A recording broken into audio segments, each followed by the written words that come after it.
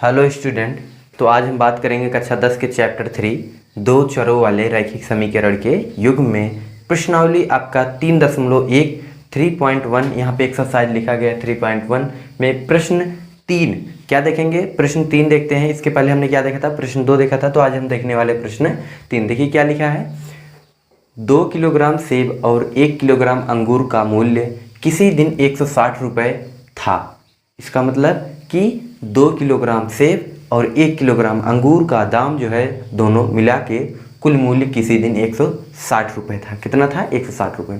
एक महीने बाद यहाँ पर लिखा गया है, एक महीने बाद 4 किलोग्राम सेब और 2 किलोग्राम अंगूर का मूल्य 300 रुपये हो जाता है एक महीने बाद। तो इस स्थिति को बीजगणितीय तथा ज्यामितीय रूपों में व्यक्त कीजिए। जिस प्रकार से हमने पहला क्वेश्चन दूसरा क्वेश्चन लगाया, एकदम सेम क्वेश्चन आपका क्वेश्चन नंबर 3 भी है। तो क्या करना है, हमको समीकरण बनाना है। समीकरण बनाने के बाद हमको क्या करना है, ग्राफ खींचना है, ज्यामितीय रूपों में व्यक्त करना है। यहाँ पे कहा गया कि बीजगणितीय तथा ज्यामितीय रूपों में व्यक्त कीजिए। तो हमको जो है बस सबसे पहले बीजगणित रूप में, इसके बाद जो है ज्यामितीय रूप में दर्शाना है, आलेख खींचना है। तो चलिए देखते हैं किस प्रकार से इसको लगाते हैं। तो यहाँ पे एक आपका सेब है, दूसरा आपका अंगूर है। तो लिखेंगे माना 1 किलोग्राम सेब का मूल्य, 1 किलोग्राम सेब का मूल्य। तो 1 किलोग्राम सेब का मूल्य हम x रुपये मान लेते हैं। कितना रुपए? x रुपये। और यहाँ पे मान लेते हैं 1 किलोग्राम अंगूर का मूल्य,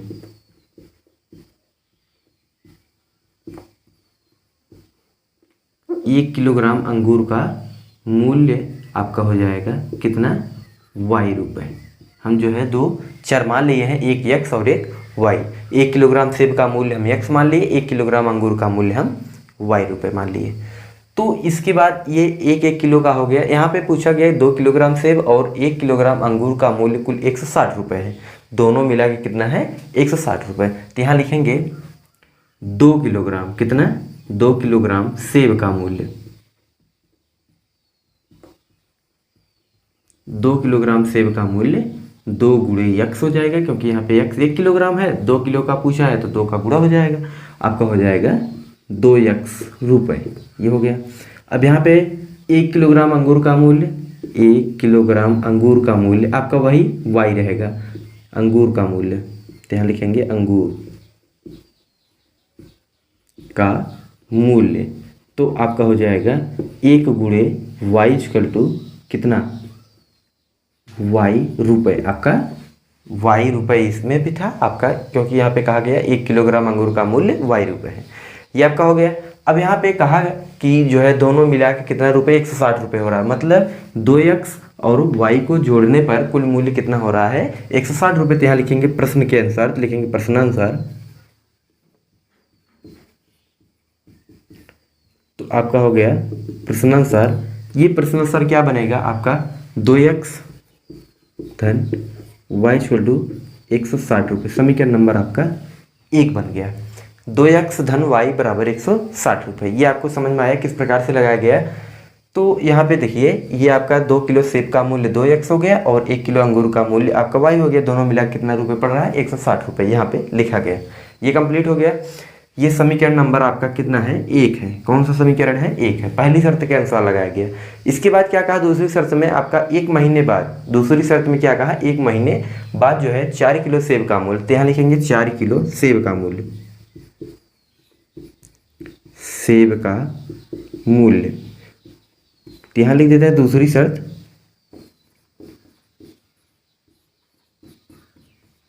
ये आपका दूसरी शर्त है। तो 4 किलो सेब का मूल्य कितना हो जाएगा? 4 गुणे x बराबर 4x। ये आपको समझ में आया? ये आपका हो गया। फिर यहाँ पे क्या गया? 2 किलो अंगूर का मूल्य। तो यहाँ लिखेंगे 2 kg अंगूर का मूल्य, 2 किलोग्राम अंगूर का मूल्य कितना हो जाएगा? 2 गुणे y equal to 2y rupees, 2y रुपये। ये हो गया। अब प्रश्न के अनुसार क्या कहा? 300 रुपये। 4 किलो सेब का मूल्य 2 किलो अंगूर का मूल्य कितना रुपये? 300 रुपये है। तो यहाँ लिखेंगे प्रश्नानुसार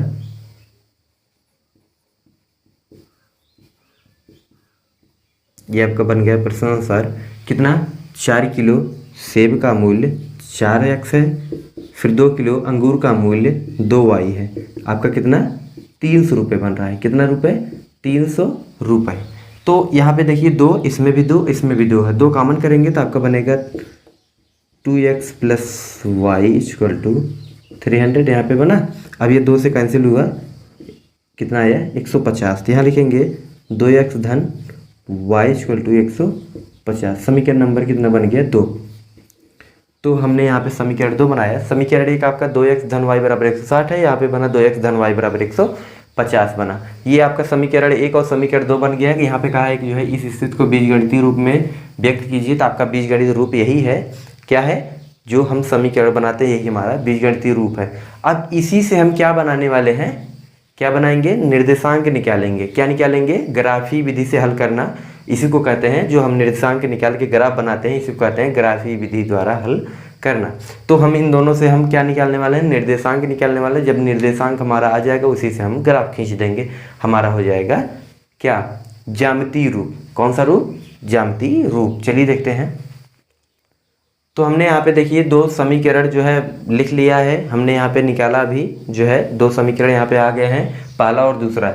ये आपका बीजगणितीय रूप है। इसी से जो है हम ग्राफी विधि से हल करेंगे तो हमारा क्या बनेगा, ज्यामितीय रूपों में निरूपित हो जाएगा। चलिए देखते हैं किस प्रकार से। सबसे पहले हम पहला समीकरण लेंगे यहाँ पे। तो पहला समीकरण यहाँ पे लिखेंगे 2x धन y = 160। तो इसको पक्षांतर करेंगे, आपका बनेगा y = 160 - 2x। तो ये बन गया। अब इसी में जो है हम मान रखेंगे। क्या रखेंगे? मान रखेंगे। तो लिखेंगे माना x बराबर, हम क्या मानने वाले हैं, x बराबर हम 50 मान लेते हैं। कितना? 50। x बराबर हम क्या मान रहे हैं, 50 मान रहे हैं। तो आपका y बराबर क्या आएगा, y = 160 - 2 × 50। ये 50 कहाँ से आए, x के स्थान पर हमने 50 लिखा है क्योंकि x बराबर हमने 5 माना है। तो यहाँ पे हो जाएगा y = 160 - 100। तो आपका y बराबर कितना आ गया, 60 आ गया। जब हमने x बराबर 50 माना तो y बराबर कितना आया, 60 आया। फिर से मानते हैं, लिखेंगे माना, आपका हो जाएगा x बराबर, अगली बार हम 100 मान रहे हैं यहाँ पे, तो आपका बनेगा y = 160 - 2 × 100। आपका हो जाएगा y = 160 - 200। y बराबर कितना हुआ, 40। -40 हो गया क्योंकि 200 ज़्यादा है, आपका बनेगा y = -40। तो x का मान देखिए यहाँ पे 50 माना गया, y का मान 60 आया, फिर एक बार 100 माना गया, फिर आपका -40 आया y का मान। तो फिर से हम मानने वाले हैं, क्या मानेंगे अगली बार, यहाँ मानते हैं माना y बराबर, सॉरी हम यहाँ पे x बराबर मान रहे हैं तो यहाँ पे x मानेंगे, x बराबर अगली बार हम 150 मान रहे हैं। कितना मान रहे हैं, 150। देखते हैं y का मान क्या आता है। लिखेंगे y = 160, यहाँ पे लिख रहे हैं इसको 160, फिर -2 गुणे, यहाँ पे हम माने हैं 150, लिखेंगे 150। तो y बराबर आपका हो गया 160 - 300। अब हमको y में जो है 160 में जो है 300 घटाना है। वो 160 में 300 आपका नहीं घटेगा, तो 300 में 160 घटा लेंगे तो हमारा कितना हो जाएगा, 140। कितना हो गया, y का मान हमारा 140 आ गया। ये हमारा जो है बन गया। अब इसको हम सारणी में नोट करेंगे। तो यहाँ पे सारणी बना लेते हैं। यहाँ पे देखिए हम सारणी बना रहे हैं। आपका यहाँ पे पहला समीकरण नोट करेंगे। इसमें पहला समीकरण आपका क्या है, यहाँ पे लिखेंगे x, यहाँ पे लिखेंगे y। ये आपका बन गया, ये देखिए हमारा 3 बन चुका है। अब इसमें हम भरेंगे। यहाँ पे हम x बराबर 50 मान रहे हैं तो y बराबर हमारा 60 आ रहा है। फिर हम x बराबर क्या मान रहे हैं, 100 मान रहे हैं तो y बराबर हमारा कितना, -40 आया। फिर हम x बराबर 150 मान लिए तो y बराबर हमारा 140 आ गया, माइनस में 140 आ गया। ये हमारा पहला समीकरण हमने बना दिया है, पहला समीकरण से हमने निकाल दिया है। अब हम दूसरे समीकरण से निकालेंगे। यहाँ पे देखते हैं, यहाँ पे लिखा गया है 2x धन y = 150, 2x धन y = 150। ये आपका कौन सा समीकरण है, समीकरण नंबर 2 है। इससे हम बनाएंगे तो लिखेंगे y = 150 - 2x। यहाँ पे देखिए, ध्यान से देखिए, यहाँ पे y के स्थान पे y लिखा गया, फिर 2x जो लिखा गया इसको पक्षांतर किया गया तो आपका -2x हो गया, 150 में घट गया। इसी में हम लिखेंगे माना यक्स बराबर कितना मानते हैं हम, 50 मान लेते हैं। जितना इसमें माने उतना उसमें मानेंगे, क्योंकि थोड़ा सा अंतर है, 10 का अंतर है। यहाँ पे 60 था, यहाँ पे 50, इतना अंतर है, कोई जो है ज़्यादा मान में परिवर्तन अंतर नहीं होगा। तो आपका यहाँ पे एक्स बराबर 50 माना गया, तो आपका वाई बराबर क्या हो जाएगा, 150 माइनस 2 गुणे 50 कितना हो गया, वाई बराबर आपका हो जाएगा 150 माइनस 100, वाई बराबर आपका 50 आया। कितना आया, वाई बराबर 50 आया। तो फिर से हम यहाँ पे हल करते हैं, यहाँ पे देख लेते हैं। फिर हम क्या मानने वाले हैं, माना यक्स बराबर, हम यहाँ पे 50 माने थे, अगली बार हम 100 मानने वाले हैं। तो आपका हो जाएगा वाई बराबर 150 माइनस 2 गुणे 100, आपका हो जाएगा वाई बराबर 150 माइनस कितना 200, आपका वाई बराबर कितना आया, 50 आया। कितना, -50। जब हमने 100 माना था आपका -50 आया। अगली बार हम क्या मानेंगे, 150, 150 तो लिखेंगे माना यक्स बराबर 150, तो आपका लिखेंगे वाई बराबर 150 माइनस 2 गुणे 150, वाई बराबर आपका 150 माइनस 300, वाई बराबर कितना आया 150, वो भी माइनस में, वाई का मान कितना आया -150। देखिए जब हम इसमें प्लस मान रहे हैं तो मान में जो है हमारा माइनस आ रहा है, एक तो प्लस आया लेकिन दो मान और जो आए वो आपका माइनस में आया है। इसका यहाँ पे सारणी बनाएंगे, यहाँ पे देख लेते हैं, इसमें हम भर देते हैं, सारणी के अंदर हम भरेंगे इसको। तो देखिए यहाँ पे आपका 50 माना गया, कितना 50, यक्स हम कितना माने 50 माने, तो हमारा वाई कितना आया 50 आया। फिर हमने कितना माना 100 माने, कितना आया -50 आया। फिर हमने कितना माना 150 माने, फिर आपका कितना आया -150 आया। ये आपका सारणी बन चुका है। अब हम क्या करेंगे, यहाँ पे जो हमारा ये देखो हल किया गया है, यहाँ पे जो आपका ये आपका आया है, ये आपका पहले समीकरण से आया है, ये आपका दूसरे समीकरण से आया है। तो जो आपका यहाँ पे निर्देशांक बिंदु ये सब आए हैं, इसी से जो है हम आलेख खींचेंगे, जो है ज्यामितीय रूप वही आपका होगा। इसको हम नामकरण देते हैं ए बी सी, ये आपका डी ई और ये आपका एफ हो गया। यहाँ पे जो हमने निर्देशांक बिंदु को क्या नाम दे दिया, A B C D E F तक दिए हैं। तो हम चलते हैं, देखते हैं किस प्रकार से इसका ग्राफ खींचा जाता है, आलेख हमको खींचना है। तो चलिए देखते हैं किस प्रकार से इसका आलेख जो है खींचा जाएगा। यहाँ पे देखिए समीकरण 1 और समीकरण 2 लिखा गया, इससे जो है हमारा जो बिंदु निकला है यहाँ पे ए बी सी करके, यहाँ पे डी ई एफ जो है हमने 6 बिंदु बना लिया है। तो यहाँ पे जो है आपका संख्या रेखा खींच दी गई है, यहाँ पे यूनिट मान लिया गया है, यहाँ पे -150 तक, यहाँ पे +150, यहाँ पे 60 तक, यहाँ पे -150 तक। ये आपका यक्स अक्ष है, यक्स डैश, ये आपका वाई और वाई डैश है, ये वाई अक्ष है।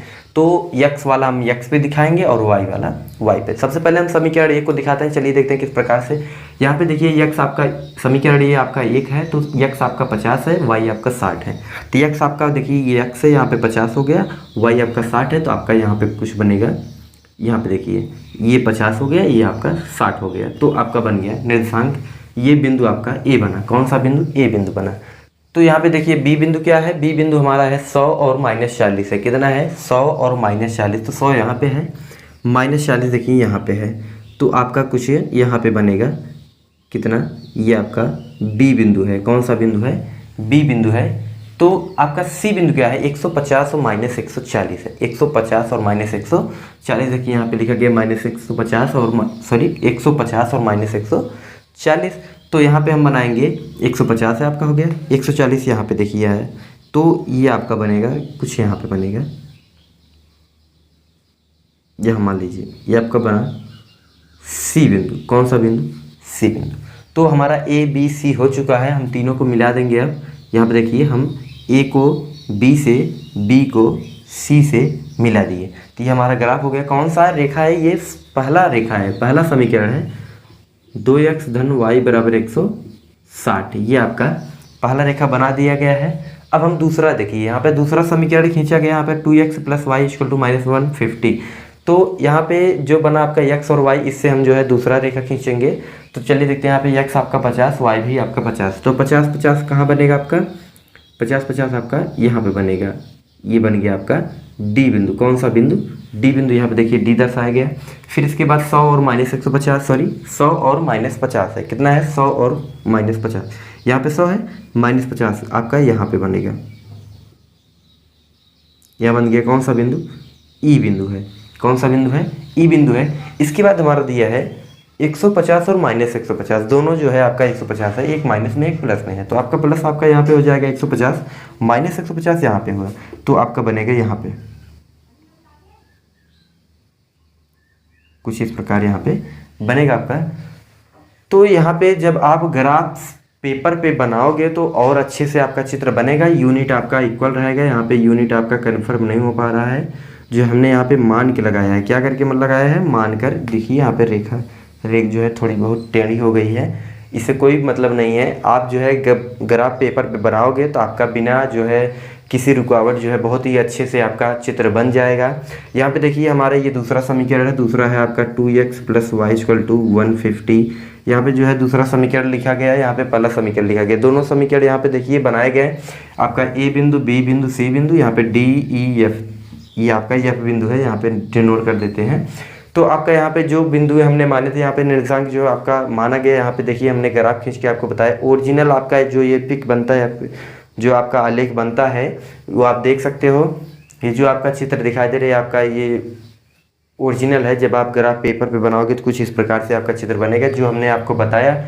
ये जो आपको आंकड़े मान कर बताए गए हैं, आपको समझने के लिए बताए गए हैं, तो ये आपका कंप्लीट हो चुका है। यही आपका क्या है, ज्यामितीय रूप। कौन सा रूप है, ज्यामितीय रूप। बीजगणितीय रूप यहाँ पे दिखाया गया।